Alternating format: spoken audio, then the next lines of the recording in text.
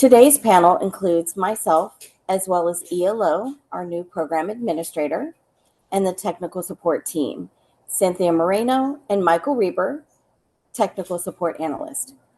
I will now pass it over to ELO to give us an overview of today's agenda. Next slide, please.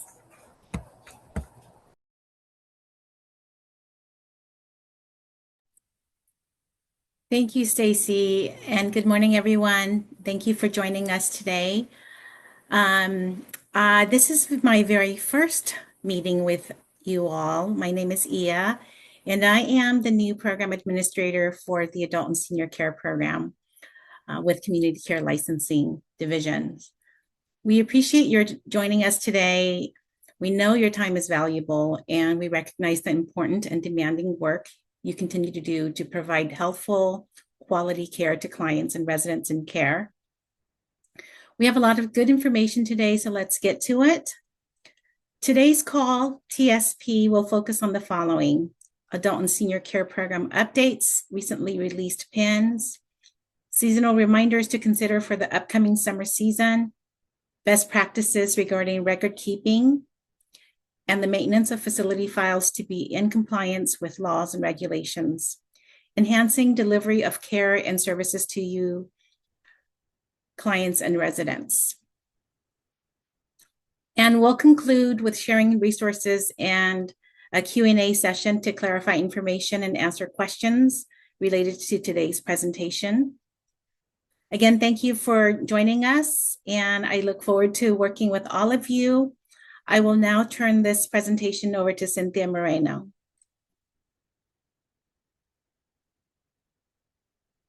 Thank you, Ia. Provider Information Notices, or PINs, provide updated guidance to adult and senior care licensees on important topics and information. These PINs should be kept or posted in the facility where all persons in care, facility staff, as well as families and representatives of residents can easily access and distribute the PIN. These are the most recently released PINs. PIN 2409ASC announces updates to residential care facilities for the elderly regulations regarding dementia care and miscellaneous requirements that went into effect January 1st, 2025. PIN 24ASC provides a summary of legislation chaptered in 2024 affecting licensed adult and senior care facilities. The following bills were addressed in this PIN: Assembly Bill 2866, Pool Safety for California Department of Social Services Regulated Facilities. Senate Bill 1406, Resident Services for RCFEs. The changes to the statutes referenced in this PIN became operative January 1st, 2025. Next, we will review the PINs released in 2025. Next slide, please.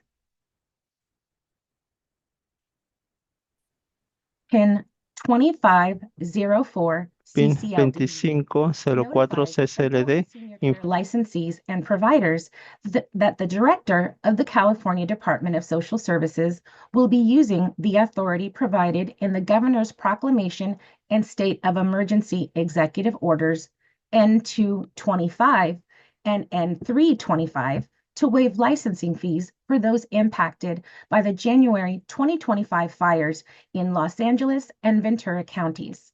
CCLD is working diligently to provide licensing flexibilities and resources to those impacted by the recent fires.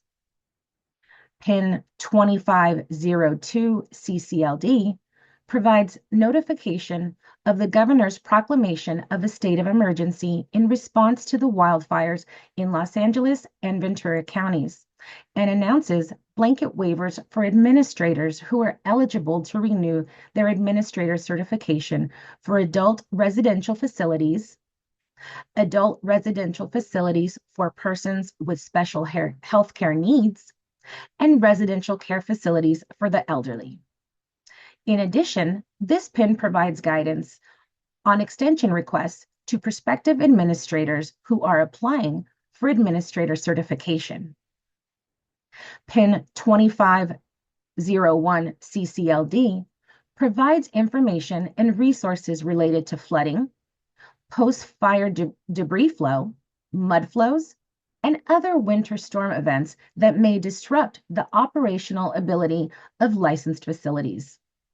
PINs are also released to announce specific trainings and webinars on topics like Guardian and the background check process, so please keep an eye out for those as well. We will now move on to seasonal reminders. Next slide, please. Although California has entered an age of year-round fire seasons, the bulk of fires occur from April through October. Certain parts of California are known for wildfires. However, all community care facilities must have a written disaster plan on file with contingencies for fires and other emergencies. Please take time to review the emergency disaster plan and evacuation procedures with residents and staff. Water activities are a popular and easy way to cool down during the upcoming summer months. Drowning can affect anyone. Therefore, safety should be the first consideration when taking part in water activities.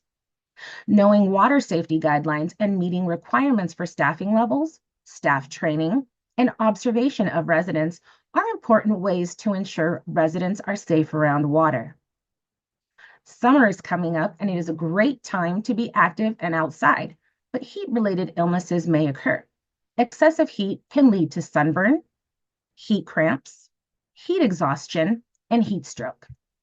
Heat-related deaths and illnesses are preventable, yet hundreds are killed by extreme heat every year.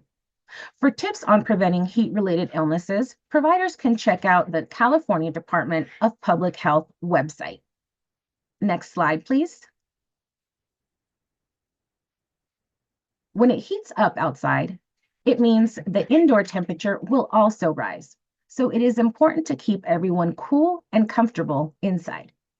It's also a good idea to monitor other temperature requirements for the protection of the health and safety of residents, staff, and visitors in your facility. The facility shall cool rooms to a comfortable range. In an RCFE, this is between 78 degrees Fahrenheit and 85 degrees Fahrenheit. For adult residential facilities and adult day programs, this is between 68 degrees Fahrenheit and 85 degrees Fahrenheit. In areas of extreme heat, the temperature shall be maintained at least 30 degrees less than the outside temperature. In colder temperatures, the facility shall heat resident-occupied rooms to a minimum of 68 degrees Fahrenheit. Water faucets used by residents shall deliver hot water maintained at a temperature of not less than 105 degrees Fahrenheit and not more than 120 degrees Fahrenheit. A best practice is to keep a water temperature log, which captures weekly water temperature checks. Water temperature is a common cited deficiency at licensed facilities. Another best practice is to check the temperature at different faucets throughout your facility. Adequately sized freezers shall be maintained at a temperature of 0 degrees Fahrenheit, and refrigerators shall maintain a maximum temperature of 40 degrees Fahrenheit. They shall be kept clean to enable air circulation to maintain the above temperatures. If you have medications that require refrigeration, you will need to monitor the refrigerator temperature to ensure the integrity and effectiveness of the medication. A best practice is to maintain a refrigerator temperature log. This can be posted on the outside of the refrigerator and logged daily. Best practice temperature range is 36 to 40 degrees Fahrenheit, but refer to the medication label for proper temperature controls. Next slide, please. Let's move forward with our presentation on record keeping and the maintenance of facility files. An important aspect of operating a facility is maintaining facility records and files. This presentation is intended to assist providers in aspects of record keeping and in the maintenance of facility files, as it may be difficult at times to keep files updated and organized. Ensuring that facility files are kept neat, organized, and consistently updated will help deliver quality care to your residents and assist in meeting Title 22 requirements. If your facility has regulatory requirements from other oversight agencies, you must also consider those requirements while maintaining facility files. For example, facilities that serve clients diagnosed with a developmental disability also work with the Department of Developmental Services and regional centers to meet Title 17 requirements. Next slide, please. During today's presentation, we will discuss the meaning of record keeping, what it means to maintain records in a facility, and why these are important functions for operating a facility. We will review the types of records that are kept and maintained in a facility. We will also discuss the requirements for accessibility to records and how long records should be retained by a provider. After that, we will discuss the importance of keeping records that are complete, current, accurate, while maintaining facility files that are organized and reviewer-centered. And finally, we will review self-assessment tools you can use to audit your facility records for compliance and resources to find regulations specific to your facility type. Next slide, please. We'll start with defining record keeping and what it means to maintain records in a facility. Record keeping, or the management of record, refers to the process of gathering, documenting, organizing, retaining, using, sharing, and destroying written information about staff, residents, medication, and other important facility information. For example, when hiring new staff, you gather information about their criminal background. Your records will indicate staff are fit and safe to work at your facility. When receiving a new referral for a potential client or resident, you assess that individual and document your findings. Your records will indicate if that resident is appropriate for the level of care provided at your facility. Records and documentation should also provide a snapshot of a resident's current condition and needs, and they should also reflect the type of care and services staff are providing. For example, a resident has an identified need, such as incontinence care, so you develop a needs and services plan for that individual. The needs and services plan documents the individual incontinence care needs and creates instructions your staff will follow to ensure the resident's needs are met. Next slide, please. Once information has been gathered, it's important to organize and maintain the information in facility files. This refers to the systematic organization, storage, and upkeep of resident, personnel, medication records, and other essential administrative information and documents required for the functioning of a facility in compliance with regulation. This process may include keeping files current by adding, changing, or updating information, auditing files for the purpose of replacing worn file folders, replacing worn or torn documents, removing duplicate copies, locating possible misfiles, ensuring organization, and the facility is in compliance with laws and regulation. Providers receive highly personal information about residents and staff, so it is important to have a system for managing and monitoring such information to ensure confidentiality. It is important to create policies and procedures for record keeping, storage, access, maintain consistency, and quality assurance. Your staff will need to be trained on these protocols. Now that we have an understanding of the concepts of record keeping and the maintenance of facility files, let's review the types of records maintained in a facility. Next slide, please. A provider must capture critical documents and information assuring staff and residents have met all the requirements needed to be working or living in a residential facility. Examples of some resident records you will be keeping include an individual's medical and health history, needs and services plans, consent forms, and personal rights. Just like resident records, staff records may also contain sensitive medical and health information. You might also keep records of initial and annual training, certifications, and criminal background clearance in a staff file.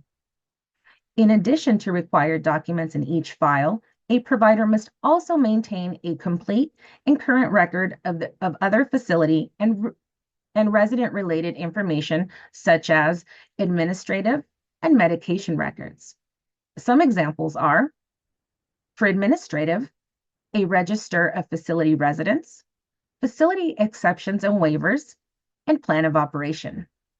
For medication, medication administration record, refill logs, centrally stored medication, and destruction record.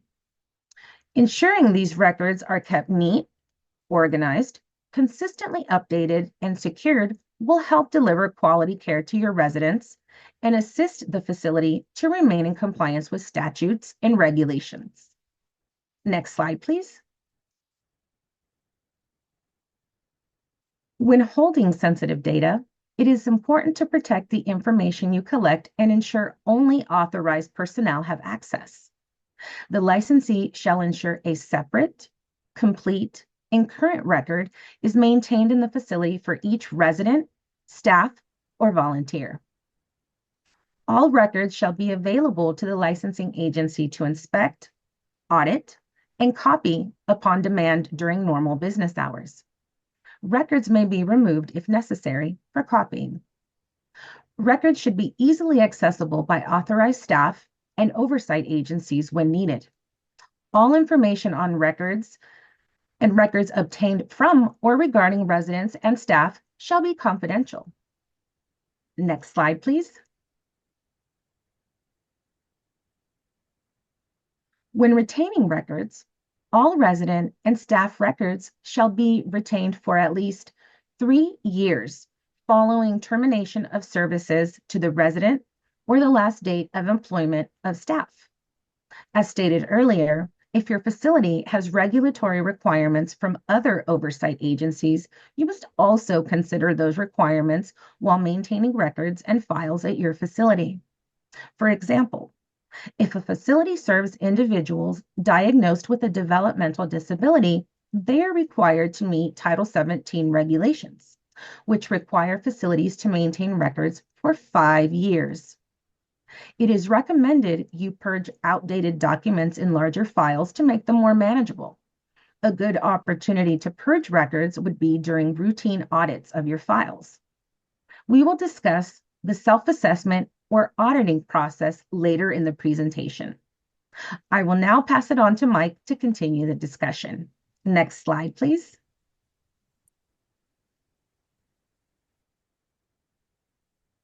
Great. Thank you, Cynthia. And good morning, everyone. My name is Mike Reber. And this morning, I'm going to start off by discussing the importance of having complete records in your facility files.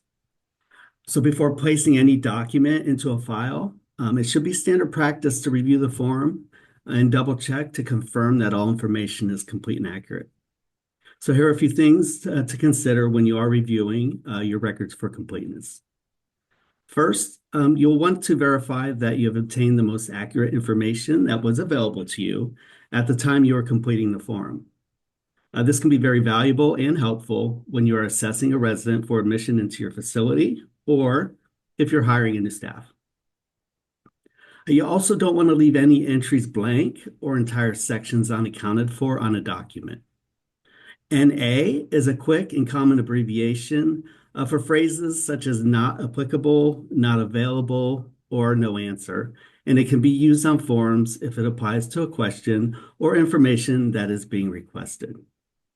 Now, by marking NA, you're acknowledging that the requested information was not missed or overlooked by you or your staff when completing a document.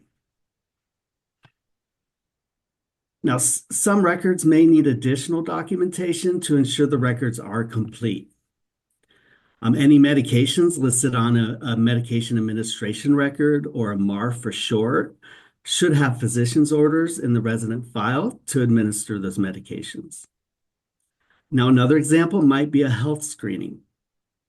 If an individual tests positive for the standard tuberculosis skin test, the provider would need an additional chest X-ray analysis from the physician to indicate the person is medically cleared to work or reside in your facility. Now, you also want to make sure you have all signatures on each document where it is applicable. Signatures and dates from the resident or authorized representative, the facility representative, the placement agency, or any other relevant parties should be obtained before placing the document in a file. Before admitting a person into your facility, be diligent to get all required paperwork you may need from family or other outside agencies. You may suddenly find yourself with incomplete records and out of compliance because the discharge coordinator or placement agency said they would fax over paperwork, and now they're not responding to your requests, or your request may not be a priority because you've already admitted that person. Next slide, please.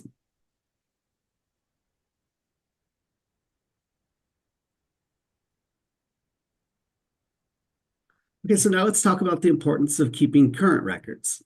And all facility records and files should be current. But today I'm going to use resident records as an example. Each resident file should have a continuing and documented record of any illness, injury, medical, dental, or other areas of care that impacts that individual's ability to function or their needs for services. So this means your resident record should be updated promptly after any incidences or changes in a resident's care or status. Consistent documentation is necessary to provide insight into how each resident is doing at your facility. This ongoing collection of information and data will help you better assess and reassess each resident and develop a plan that ensures proper care and supervision are being provided to meet their needs. A needs and services plan or licensing form, LIC 625, is a great way to document a resident's current level of needs while also reflecting care and services that are being provided by your staff. I did see in the chat someone asked if they needed to use the LIC 625 for the needs and services. No, you don't have to use licensing forms. You just need to make sure that the information on your forms reflects the same information that is being requested on any licensing form. The licensing forms are just there as a courtesy to providers. Okay.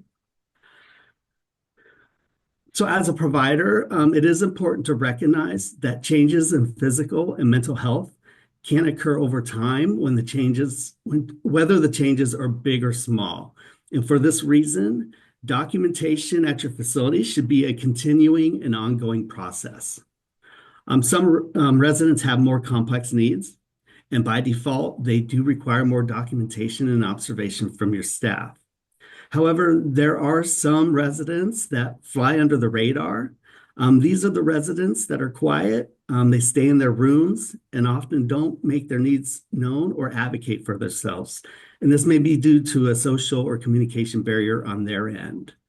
The needs of these residents often get missed or unnoticed. Developing a system for routine documentation at your facility can help ensure your staff are monitoring each and every resident in care, and it prevents large gaps of unaccounted time from occurring in any resident file. So when it comes to record keeping, you want to make sure that you maintain complete, current, and accurate records. When you do this, it enables you to take that information. You can paint a more comprehensive picture of each person's needs and preferences. And in return, your staff can deliver better quality care. Next slide, please.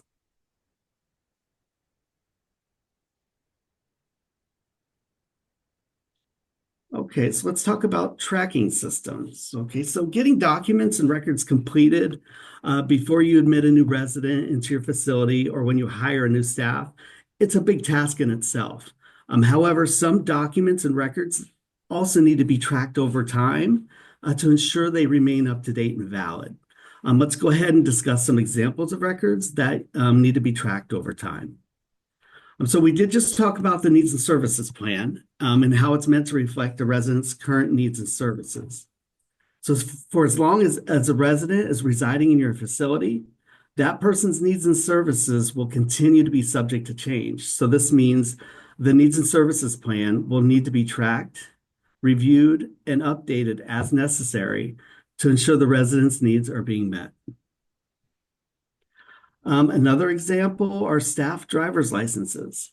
If you have staff that transport residents in a facility vehicle, you will need to monitor their driver's licenses for safety and compliance reasons. It's important that staff have a valid driver's license for the type of vehicle they are driving, and you are tracking the expiration dates to ensure no one is driving on an expired driver's license. Also, first aid and CPR certifications also have expiration dates. These certificates need to remain current and valid. And recertification helps staff stay up to date with CPR and first aid best practices as well. So these are a few examples of records in your facility that need to be tracked. So implementing some sort of tracking system is highly recommended. Excel spreadsheets and many electronic records platforms have features that allow you to track items that have renewal or expiration dates. If your facility doesn't use an electronic record system, or if you don't know how to create an Excel spreadsheet, there are apps for smartphones that have similar tracking features. As a provider, you can determine a method for tracking items on your facility's needs, but it is important that you have a system in place to monitor compliance. Next slide, please.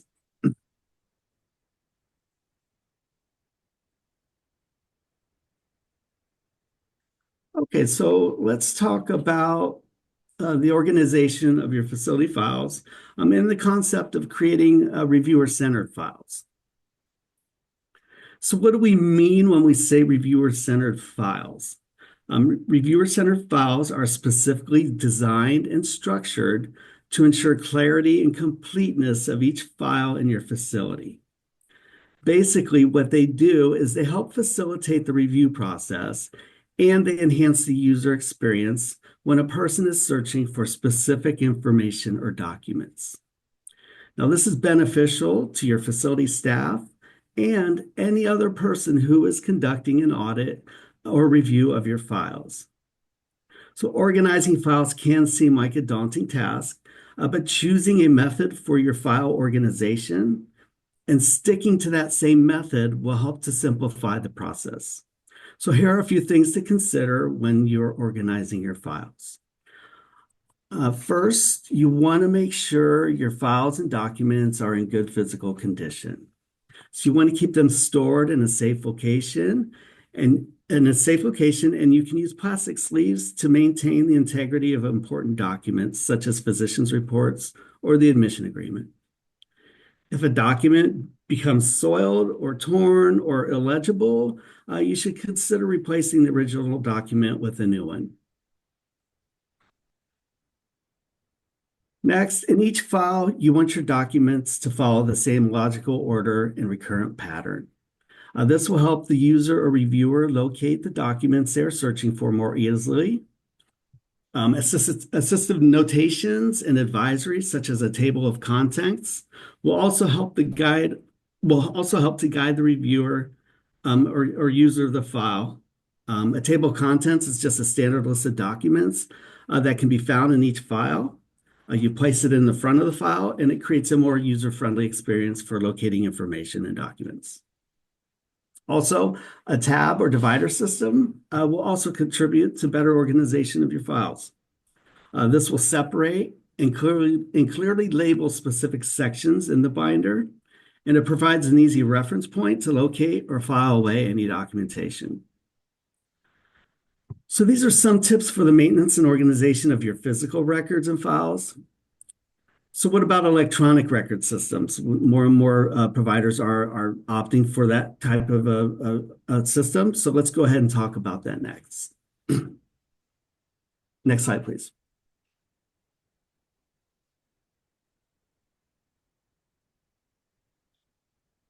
So like I said, a growing number of providers are using electronic record systems, and these systems can streamline record keeping and help to reduce errors. Electronic clutter is just as real as physical clutter, so you will need to have organization and maintenance of your electronic files as well. Using consistent naming conventions, labeling your files and folders clearly and consistently for easy retrieval will all enhance the user experience. And most electronic record systems already offer these features. A provider must also implement security measures for their electronic records. This includes procedures for the physical security of your devices, access to stored information, and educating staff on privacy and security protocols. Any provider who uses electronic records will want to look at their systems and determine how they will be affected during an emergency situation or event. Staff will need to know the emergency procedures for creating paper images of the MAR, the Needs and Services Plan, and any other important resident care information during an evacuation event. And also they will need to know how to gain access to such records when circumstances such as a power disruption, loss of internet service, disable the facility's access to the electronic records application. And finally, if you do have electronic records at your facility, you want to ask yourself, what are your procedures for electronic records review during an audit or an inspection? So staff should be available to help facilitate the records review process during this type of visit from a regulatory agency. So it is recommended to have a written policy for the maintenance of electronic records at your facility as part of your plan of operation. So establishing a plan that has been approved by your regional office will help create expectations for the LPA and facility staff regarding protocols for access and review to electronic records during a facility visit. Next slide, please.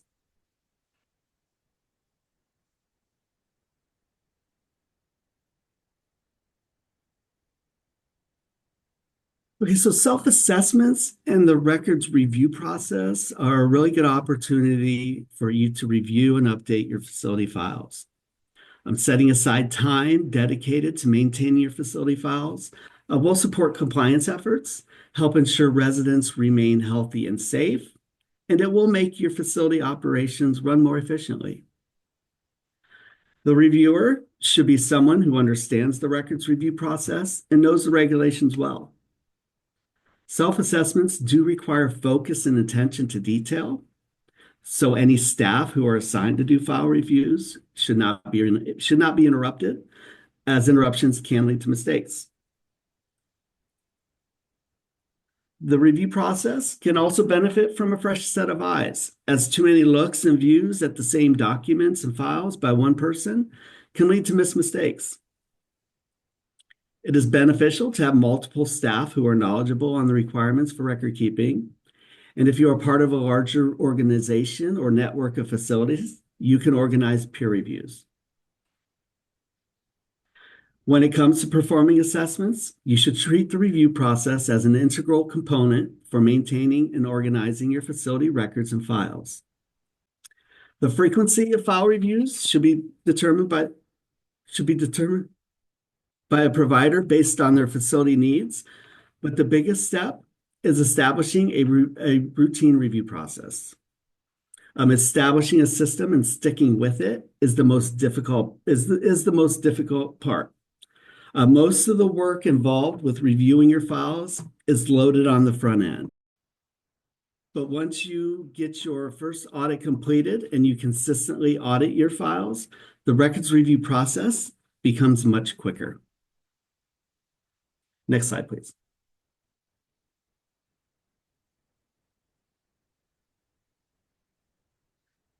So conducting self-assessments of your facility files is a vital process for maintaining compliance.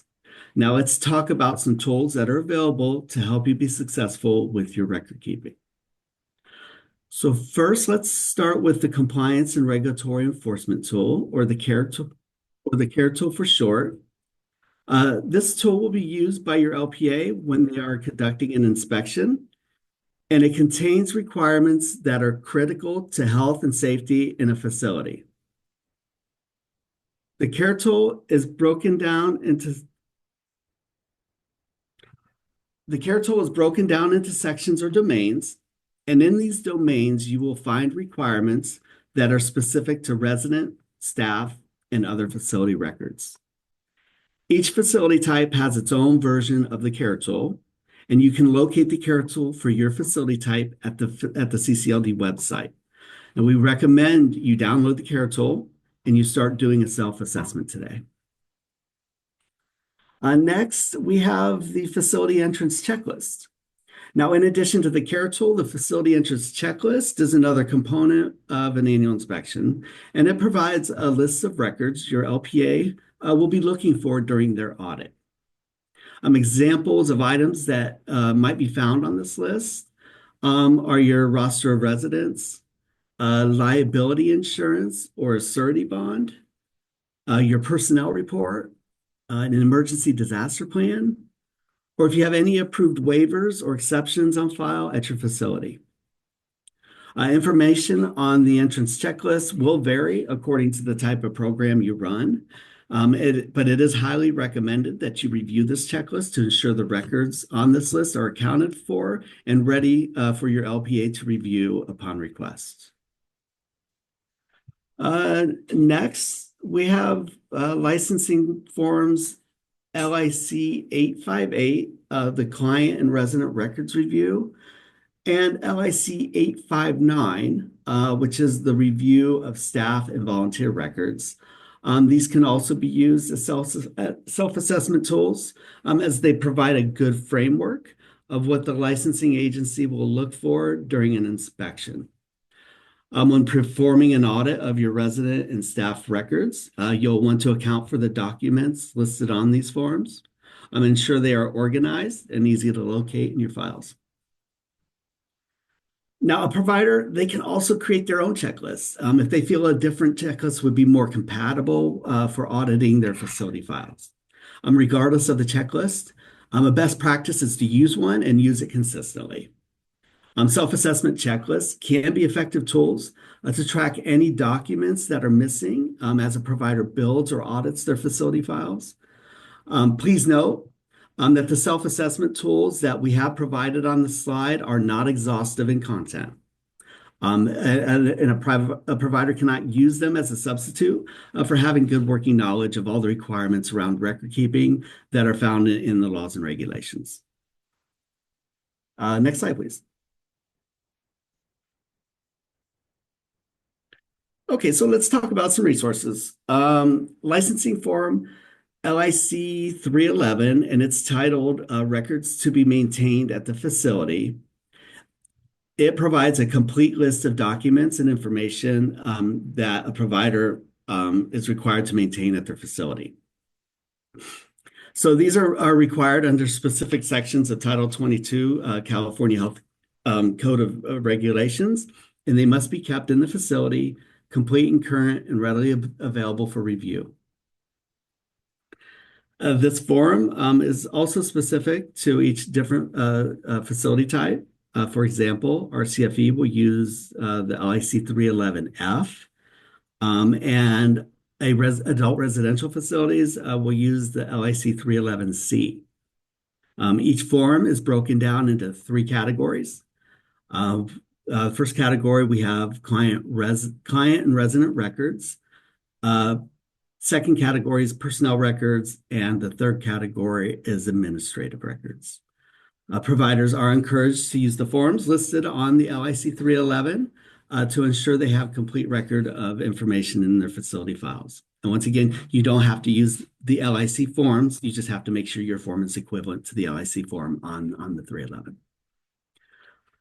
And finally, you can find regulatory requirements for record keeping. We have links for Title 22 of the California Code of Regulations and also for California Health and Safety Code. So the links are available to you, and they give you the ability to look up regulations specific to your facility type. Next slide, please.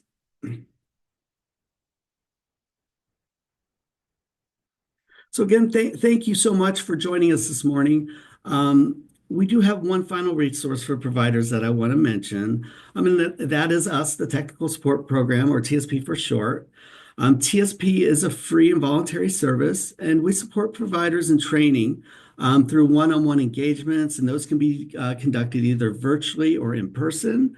And we also develop and deliver resources on topic-specific issues to support providers in meeting and sustaining regulatory compliance. So TSP has assisted many providers in organizing their facility files. If you feel you could use assistance with record keeping at your facility, please reach out to your LPA and regional office, or you can contact us directly through our email inbox. Also, please check out the TSP webpage for resources and information about our program. Again, you can contact your LPA or a regional office, or email us directly through our email if you have any questions about the Technical Support Program. We'd be happy to help you.